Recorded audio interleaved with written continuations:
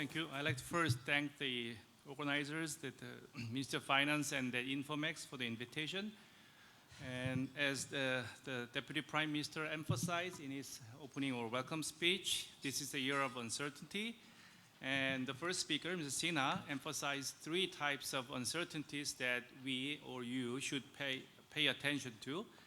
And I agree with him that the US dollar funding itself, yes, it is a very important in the short run. And I have talked to many former friends at the New York Fed. Most of them now left New York Fed, so they are free to talk to me about the New York Fed. And one thing is the staffing changes, but that's a one-time event, so never repeats, so nobody knows how important that is. So let's see what happens later this month and the next months, and then see what happens with that issue. For me, I'm also talking about US monetary policy, so about only the first issue, and others will talk about the renminbi and other features that he emphasized the first part. And especially the US monetary policy, I'll talk about what's happening in this building, especially on this second floor 8 times a year. And rather than talking about real short run like the funding issues or more longer term issues, I like to talk about a little bit of the medium term, what's happening in the next few months or so. And one thing I like to emphasize in understanding the US monetary policy is that given my experience at the US Federal Reserve, US monetary policy has its very unique feature, especially somebody will talk, the next person will talk about the Chinese, the policy, but the 4 letters I wrote in Chinese, characters 44, yeah, people who can understand Chinese, that's the 4 letters means half public and half private. And that's the one feature that I always need to emphasize to Korean or Chinese or Asian folks, or even sometimes to Europeans as well, because in most other countries than the United States, giving some power to a private entities, it's not thinkable or conceivable. I think that's some rationale source for conspiracy theories in currency war, but that's a different topic. And that is reflected in these 12 regional banks. And at least legally, those 12 regional banks are completely private, even though there's a debate about how private they are. But legally, they are completely separate. And then they are related to the headquarters, the Washington's Federal Reserve Board, in a very unique way. And I think that I emphasize that because that's reflected in the level of uncertainties we are facing right now for the next few months, or next several months in the US monetary policy. For example, the first 3 on the top are the standard monetary policy tools, open market operations and discount rate and reserve requirements. For example, in Korea, all 3 of them are done by the Bank of Korea, but in the United States, those 3 are a little different. Open market operation is done by FOMC. So 12 regional bank presidents and 7 governors, now only 5, of course. They all meet together and talk about the open market operations. For open market operation, like the topic of today's discussion for the national debt, they talked together. For the discount rate, it's proposed by the regional Fed, and it's approved by the Federal Reserve Board. And the third one, the reserve requirements, it's set by the Federal Reserve Board, and then regional banks have no say in setting the reserve requirements because it's like the tax or levy kind of feature. It should be done by the government. So those 3 have a little different, the characteristics, and that's kind of reflected in this half public, half private nature. And the bottom 4 are the facilities that was available right after crisis. And I like to spend most of my time today on the summary of economic projections that started in 2007, October. Since then, the FOMC participants, 19 in total if every seat is filled,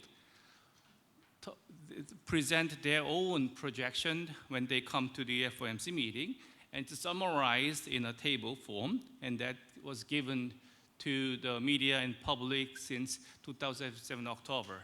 And you see that's just before the crisis time. And actually, I was at the Federal Reserve at that time, and there was a lot of debate. And to be frank, staff didn't like it because it means a lot of extra work, right? The deputy president just left, but everybody who's not a boss understands how much work you have to do when the boss decides to do something. And when they decide to present, when Ben Bernanke decided to present that summary, there's a lot of work, especially done to my group. Right? So, but after the crisis, it showed the benefits of the summary. And this summary got even more attention since 2012 when what's called the dot plot was presented. So for example, this was the one available at 2 p.m. September 18th, so it's just 3 a.m. on September 19th if you were in Korea then. And I was told about 150 to 200 people wake up at 3 a.m. in Korea. I hope many of you are one of them. And then this time, September meeting, they discuss what the meeting was about the lowering the range for the target. And then there are 2 or 3 on 2 different sides of dissents, Bullard on the lower side, and as the George and the Eric Rosengren on the other side. And they talk a lot about the uncertainties from there because first, there are 3 dissents. Second, they are moving in opposite directions, and that's quite rare in terms of the level of uncertainties present in the state form. And of course, the level of uncertainty in the discussion is even wider than what's reflected in the vote itself. And this is the summary of economic projections. So most of you know this table.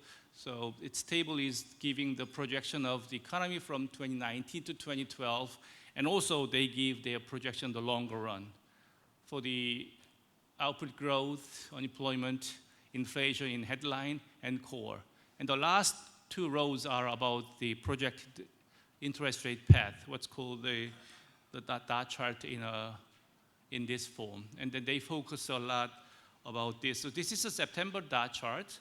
And on the left one, that shows what 17 FOMC participants project what the level of interest rate or the federal funds rate would be at the end of this year. And that's one important communication device. There is a debate how useful that is, whether that's doing more harm than the benefit, but leaving that the debate aside, that presents a lot of information to the media and the financial markets and to even the public when they decide on the mortgages of their own homes.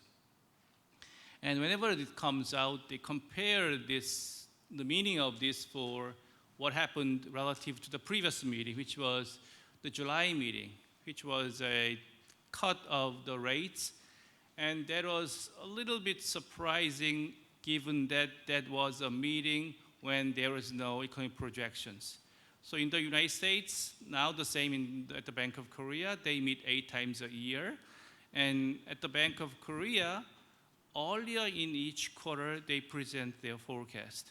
But in the United States, they present their forecast later in the quarter. So usually the July meeting is not a big meeting, it's a small meeting. So, and then they would rather decide at a big meeting when they present the summary of projections. And also, until recently, press conference by the chair was done only in a big meeting, though now it's done at every meeting. So in the July meeting, they lowered the rates. And at that time, as the George and Eric Rosengren dissented against the action. And this, if you go on to the Bank of Korea webpage, later on that meeting day, in mid-afternoon, they give a summary of what happens from the Washington office. They present the decisions and the meanings from the policy side. And from the New York office, they give reports on what happens to the market on that day. And that's available to the public, and that's the one I rely on pretty heavily. And then this is the comparison. Though, of course, you can look at this right after the meeting. if you log on to, say, Wall Street Journal or New York Times, I'm pretty sure. So this is a comparison between against the July meeting. And this was the June one, which has the summary of economic projections. And then in the June meeting, they maintain the rates. And in this June meeting, the opposite to the July meeting, James Bullard was opposed to the meeting and said that he preferred the lowering the rates. And that's reflected again in this summary of economic projections and this dot charts as well. So actually, when I first looked at the dot chart, or before I looked at the dot chart, I was reading the news article first, and the first thought there's a typo in the news article, because if you look at it, there is only one dot in the middle. And that's not what you learn as a normal or standard distribution, right? It's kind of very weird distribution in the sense that there are a lot at the bottom and only one in the middle.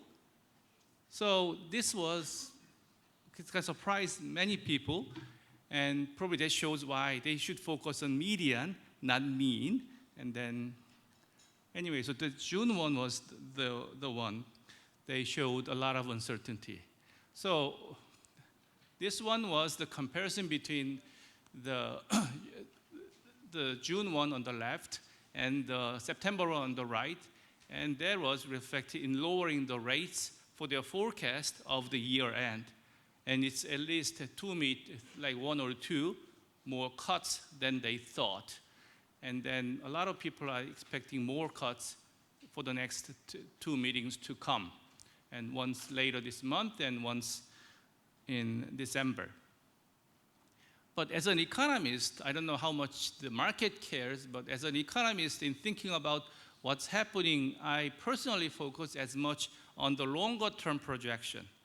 And this is longer run projection of interest rates in the nominal term. So here, 2.0% of the nominal rate means that 0% is real rate given the 2% target. So the real rate projection on average in terms of median is like 0.5%. And then if you compare the two relative to June on the left, it's a little bit worse. So if I collect them, actually not me, it's the St. Louis Fed collection from 2011 when they first started up to now. And then maybe we have forgotten already, but the last 8 years, that long-run forecast of the real rate has come down from, say, 2.3% to 0.5%. And I don't have too much experience in the treasury markets, but in 8 years, that decline, that's rare, pretty rare. And that's one source of uncertainties. And that's confounded by the short-run uncertainties.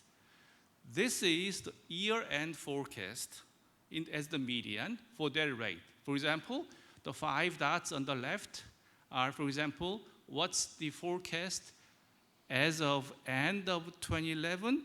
What's the interest rate or the Fed funds rate? As of forecasted, this one was January, actually the April, June, September, and December. So 5 times in the first year. And from the second year, only 4 times. March, June, September, December. So the next 4 are the rates. What would be the interest rate by the end of 2013? And so that shows the view of the short run for them. And then it has, of course, moved up because they increased the rates and the economy got better. But over the year, it's getting a little worse. And then finally, this year, they started lowering the rates. That's one huge source of uncertainty. But if you look at it this is only the median of those 19 or 17 FOMC participants. So if you plot not the median, but what they call MAD, the median absolute deviation, which is pretty similar to standard deviation for the normal case. And this one shows the median absolute deviation, how wide the distribution is among the members. So for the first 2 years, it's 0, so it's pretty common.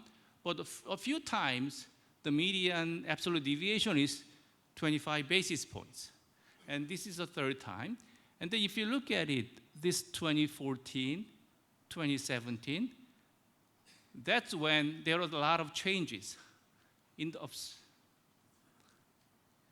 the view of the economy. Got worse, got better, and got worse. And this, right now, this high level, which I showed by the Whisker chart, is the uncertainties.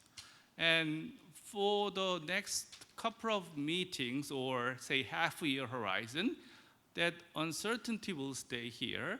And as the Deputy Prime Minister emphasized, the markets hate uncertainty, but we should face or bite the uncertainties. And one way to look at the uncertainty coming off from the US financial markets could be viewed from the angle of the dot charts. And let me end there. Thank you.